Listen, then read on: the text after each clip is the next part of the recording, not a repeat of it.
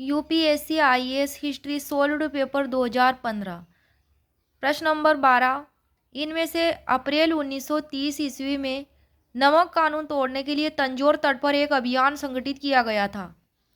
तो A option V O Chidambaram Pillai, B C Rajagopalachari, C K Kamaraj और D Annie Besant. इनमें से कौन से व्यक्ति का संबंध नमक कानून तोड़ने के लिए तंजौर तट से रहा है? तो सी राजगोपालाचारी इसमें राइट ऑप्शन होगा, बाकी तीनों ही रॉन्ग है। व्याख्या देख लेते हैं। तंजौर तंजावुर तमिलनाडु राज्य में है, जहां सी राजगोपालाचारी ने त्रिचिनापल्ली से वेदारण्यम तक की यात्रा की तथा कानून तोड़ने के लिए तंजौर तट पर एक अभियान संगठित किया। सविनय अवज्ञा आंदोलन गांधी जी की साबरमती से दांडी तक की यात्रा से आरंभ हुआ। 6 अप्रैल 1930 ईस्वी को गांधी जी ने दांडी में नमक बनाकर कानून तोड़ा। 6 अप्रैल 1930 को।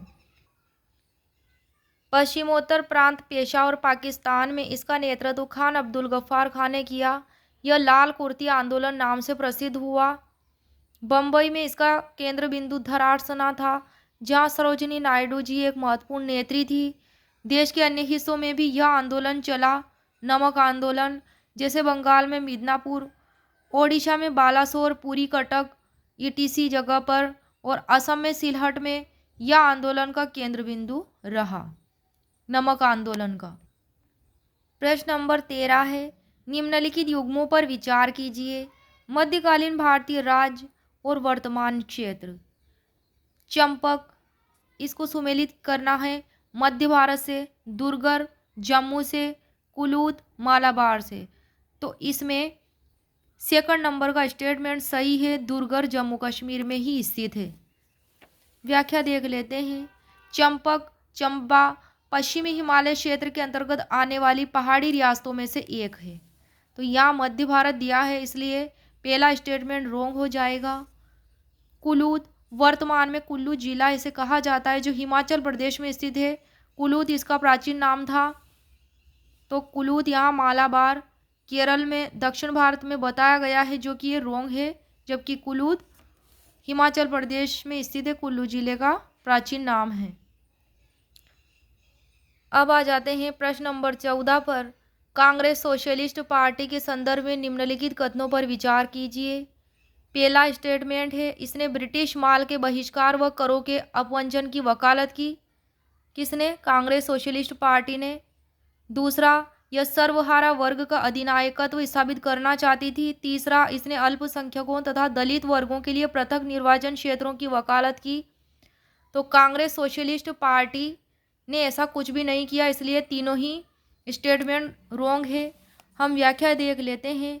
कोई सा भी कथन कांग्रेस सोशलिस्ट पार्टी की स्थापना से मेल नहीं खाता है, इसलिए एक भी सही नहीं है। कांग्रेस सोशलिस्ट पार्टी की स्थापना 1934 में बम्बई में हुई थी। यह साम्यवादियों से इस मामले से अलग थी कि यह कांग्रेस के भीतर रहकर ही लोकतांत्रिक समाजवादी अधिकारों के लिए ब्रिटिश सरकार के खिलाफ लड़ रही थी। वहीं साम्यवादी पार्टी सर्वहारा वर्ग का अधिनायकत्व स्थापित करना चाहती थी, इसलिए यह ऑप्शन रॉन्ग है, क्योंकि यहाँ सर्वहारा वर्ग का अधिनायकत्व कांग्रेस सोशलिस्ट पार्टी से रिलेटेड बताया गया है, जबकि यह साम्यवादी पार्टी से रिलेटेड था, इसलिए ऑप्शन सेकंड रॉन्ग है। कांग्रेस सोशलिस्ट पार्टी ने भूमि के पुनर्वितरण, काश्तकारों और मजदूरों के ऋणों की माफी, सार्वजनिक सुविधाओं और मुख्य उद्योगों के समाजीकरण आदि पर बल दिया। यह देश की एकता अखंडता की प्रबल समर्थक थी तथा किसी भी विभाजनकारी प्रवृत्ति का प्रबल विरोध यह करती थी। कौन? Congress socialist party. इसलिए थर्ड स्टेटमेंट भी रॉन्ग हो जाएगा। यहाँ पर अल्पसंख्यकों तथा दलित वर्गों के लिए पृथक निर्वाचन क्षेत्रों की वकालत की, जबकि ऐसा कुछ भी कांग्रेस सोशलिस्ट पार्टी ने नहीं किया है, बल्कि एकता के पक्ष में थी। प्रश्न नंबर 15 है, इनमें से किसने कृष्णा नदी की साक नदी के दक्षिणी तट पर एक नए नगर की स्थापना की? वह उस देवता के प्रतिनिधि के रूप में अपने इस नए राज्य पर शासन करने का दायित्व लिया, जिसके बारे में माना जाता था कि कृष्णा नदी से दक्षिण की समस्त भूमि उस देवता की है। ऑप्शन नंबर 1 अमोघ वर्ष प्रथम, दूसरा है वल्लाल द्वितीय, तीसरा है हरिहर प्रथम और चौथा है प्रताप रुद्र द्वितीय। तो इसमें ऑप्शन कौन सा हो जाएगा? थर्ड वाला, हरिहर प्रथम। तो ये बात जो लिखी गई है हरिहर प्रथम के लिए लिखी गई है। हम जो व्याख्या देख रहे हैं, हरिहर प्रथम इसका शासनकाल 1336 से 56 तक रहा है, लगभग 20 वर्ष रहा है। उसने कृष्णा नदी की साक नदी तुंगभद्रा के दक्षिणी तट पर विजयनगर राज्य की स्थापना की थी। हरिहर प्रथम ने अपनी पहली राजधानी अनेगोंडी को बनाया था। बाद में विजयनगर को अपनी राजधानी बनाया था। विजयनगर का वर्तमान नाम हम्पी है, कर्नाटक में स्थित है। तुंगभद्रा के दक्षिणी तट पर विजयनगर, जो विद्यानगर नाम भी इसका है, इस शहर की स्थापना करने में हरिहर प्रथम को अपने भाई बुक्का की सहायता मिली। इसके साथ ही उसके गुरु विद्यारण्य और वेदों के प्रसिद्ध भाष्यकार सायण से प्रेरणा मिली थी। हरिहर प्रथम भवन संगम का पुत्र था।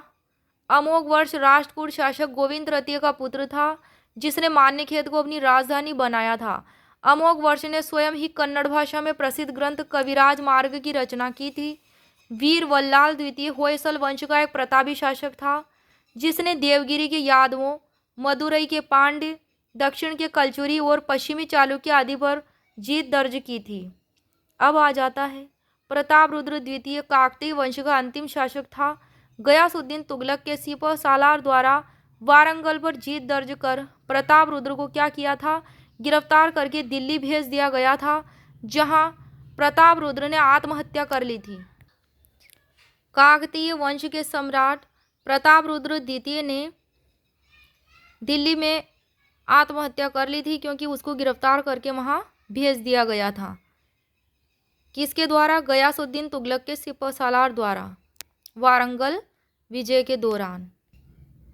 प्रश्न नंबर 16 है, निम्नलिखित में से कौन भारत में उपनिवेशवाद का आर्थिक आलोचक था? तो इसमें तीनों ही ऑप्शन सही है। दादा भाई नौरोजी भी थे, जी सुब्रमण्यम अय्यर भी थे, आर.सी. दत्त भी थे। व्याख्या: